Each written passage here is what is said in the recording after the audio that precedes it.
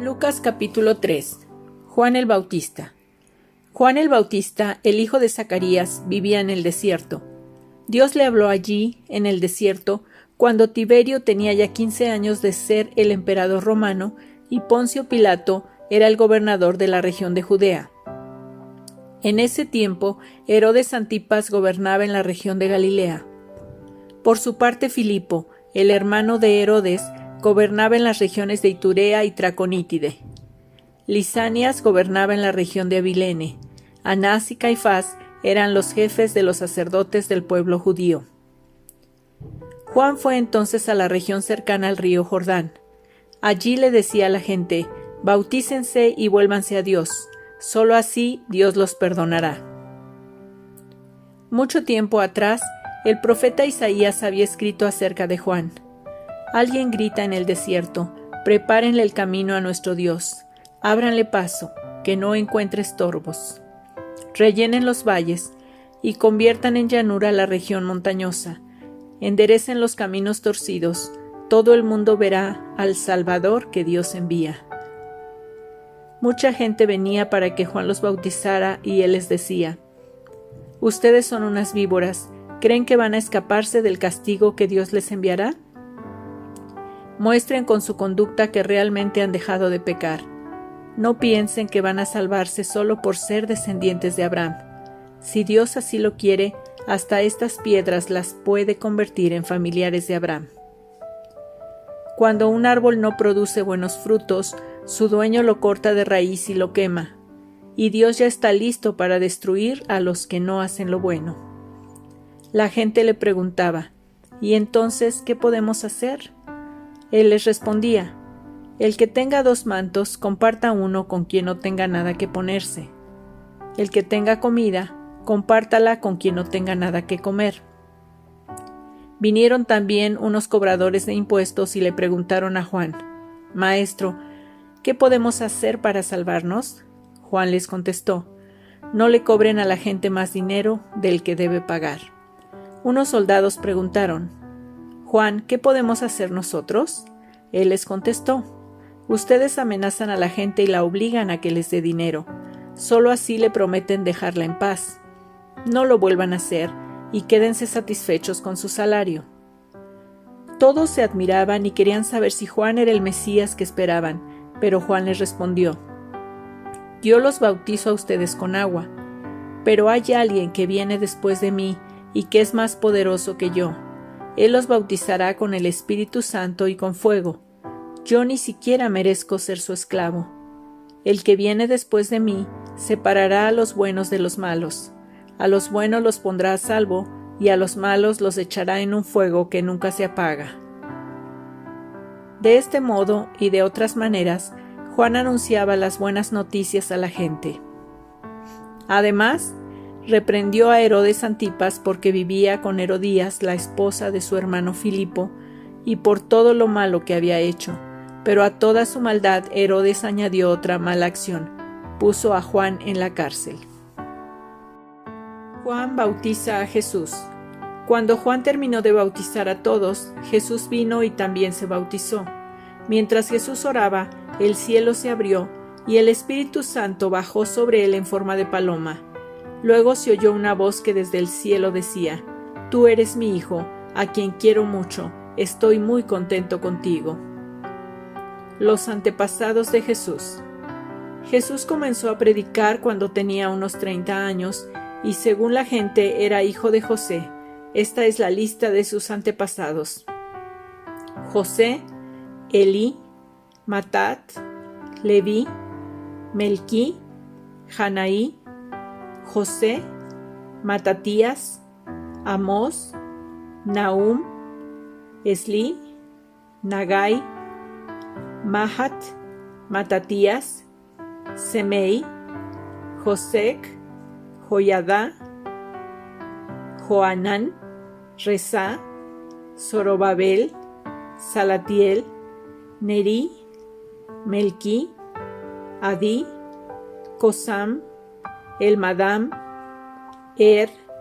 Jesús, Eliezer, Jorim, Matat, Leví, Simeón, Judá, José, Jonam, Eliakim, Melea, Mená, Matatá, Natán, David, Jesé, Obed, Boz, Sela, Naasón, Aminadab, Admin, Arni, Gersón, Fares, Judá, Jacob, Isaac, Abraham, Tera, Nahor, Serug, Ragaú, Peleg, Eber, Sela, Cainán, Arfaxad, Sem, Noé, Lamec, Matusalén, Enoc,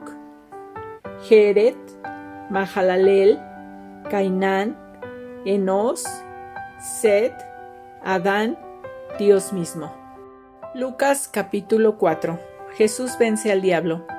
El Espíritu de Dios llenó a Jesús con su poder, y cuando Jesús se alejó del río Jordán, el Espíritu lo guió al desierto.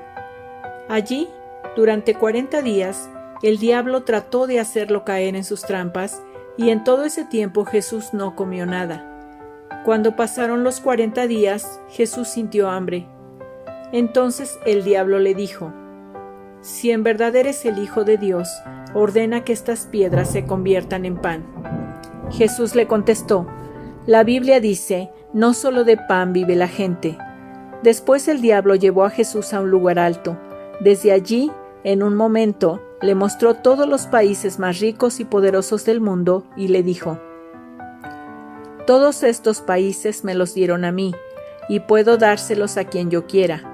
Yo te haré dueño de todos ellos si te arrodillas delante de mí y me adoras». Jesús le respondió: «La Biblia dice, adoren a Dios y obedézcanlo solo a Él». Finalmente, el diablo llevó a Jesús a la ciudad de Jerusalén, hasta la parte más alta del templo, y allí le dijo: «Si en verdad eres el Hijo de Dios, tírate desde aquí, pues la Biblia dice, Dios mandará a sus ángeles para que te cuiden. Ellos te sostendrán para que no te lastimes los pies contra ninguna piedra». Jesús le contestó: «La Biblia también dice, nunca trates de hacer caer a Dios en una trampa». El diablo le puso a Jesús todas las trampas posibles, y como ya no encontró más que decir, se alejó de él por algún tiempo. Jesús comienza su trabajo. Jesús regresó a la región de Galilea lleno del poder del Espíritu de Dios. Iba de lugar en lugar enseñando en las sinagogas, y toda la gente hablaba bien de él, y así Jesús pronto llegó a ser muy conocido en toda la región. Después volvió a Nazaret, el pueblo donde había crecido. Un sábado, como era su costumbre, fue a la sinagoga. Cuando se levantó a leer, le dieron el libro del profeta Isaías. Jesús lo abrió y leyó: «El Espíritu de Dios está sobre mí, porque me eligió y me envió para dar buenas noticias a los pobres, para anunciar libertad a los prisioneros, para devolverles la vista a los ciegos, para rescatar a los que son maltratados, y para anunciar a todos que este es el tiempo que Dios eligió para darnos salvación». Jesús cerró el libro, lo devolvió al encargado y se sentó. Todos los que estaban en la sinagoga se quedaron mirándolo. Entonces Jesús les dijo: «Hoy se ha cumplido ante ustedes esto que he leído». Todos hablaban bien de Jesús, pues se admiraban de lo agradables que eran sus enseñanzas. La gente preguntaba: ¿no es este el hijo de José?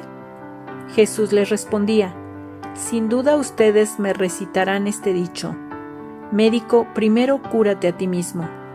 Ustedes saben todo lo que he hecho en Cafarnaúm, y por eso ahora me pedirán que haga aquí lo mismo. Pero les aseguro que ningún profeta es bien recibido en su propio pueblo. Hace muchos años, cuando aún vivía el profeta Elías, no llovió durante 3 años y medio y la gente se moría de hambre. Y aunque había en Israel muchas viudas, Dios no envió a Elías para ayudarlas a todas, sino solamente a una viuda del pueblo de Sarepta, cerca de la ciudad de Sidón. En ese tiempo también había en Israel muchas personas enfermas de lepra, pero Eliseo sanó solamente a Naamán, que era del país de Siria. Al oír eso, los que estaban en la sinagoga se enojaron muchísimo. Entonces sacaron de allí a Jesús y lo llevaron a lo alto de la colina donde estaba el pueblo, pues querían arrojarlo por el precipicio. Pero Jesús pasó en medio de ellos y se fue de Nazaret. El hombre con un espíritu malo. Jesús se fue al pueblo de Cafarnaúm en la región de Galilea. Allí se puso a enseñar un día sábado. Todos estaban admirados de sus enseñanzas, porque les hablaba con autoridad. En la sinagoga había un hombre que tenía un espíritu malo. El espíritu le gritó a Jesús: «Jesús de Nazaret, ¿qué quieres hacer con nosotros? ¿Acaso vienes a destruirnos? Yo sé quién eres tú, eres el Hijo de Dios». Jesús reprendió al espíritu malo y le dijo: «Cállate y sal de este hombre». Delante de todos, el espíritu malo arrojó al hombre al suelo y salió de él sin hacerle daño. La gente se asombró mucho y decía: «¿Qué clase de poder tiene este hombre? Con autoridad y poder les ordena a los espíritus malos que salgan, y ellos lo obedecen». En toda aquella región se hablaba de Jesús y de lo que él hacía. Jesús sana a mucha gente. Jesús salió de la sinagoga y fue a la casa de Simón. Cuando entró en la casa, le contaron que la suegra de Simón estaba enferma y que tenía mucha fiebre. Jesús fue a verla y ordenó que la fiebre se le quitara. La fiebre se le quitó y la suegra de Simón se levantó y les dio de comer a los que estaban en la casa. Al anochecer, la gente le llevó a Jesús muchas personas con diferentes enfermedades. Jesús puso sus manos sobre los enfermos y los sanó. Los demonios que salían de la gente gritaban: «Tú eres el Hijo de Dios». Pero Jesús reprendía a los demonios y no los dejaba hablar, porque ellos sabían que Él era el Mesías. Jesús anuncia las buenas noticias. Al amanecer, Jesús salió de la ciudad y fue a un lugar solitario. Sin embargo, la gente lo buscaba y le pedía que no se fuera del pueblo. Pero Jesús les dijo: «Dios me ha enviado a anunciar a todos las buenas noticias de su reino, por eso debo ir a otros poblados». Entonces Jesús fue a las sinagogas de todo el país y allí anunciaba las buenas noticias. Lucas capítulo 5. Una pesca milagrosa. Una vez Jesús estaba a la orilla del lago de Galilea y la gente se amontonó alrededor de él para escuchar el mensaje de Dios. Jesús vio 2 barcas en la playa.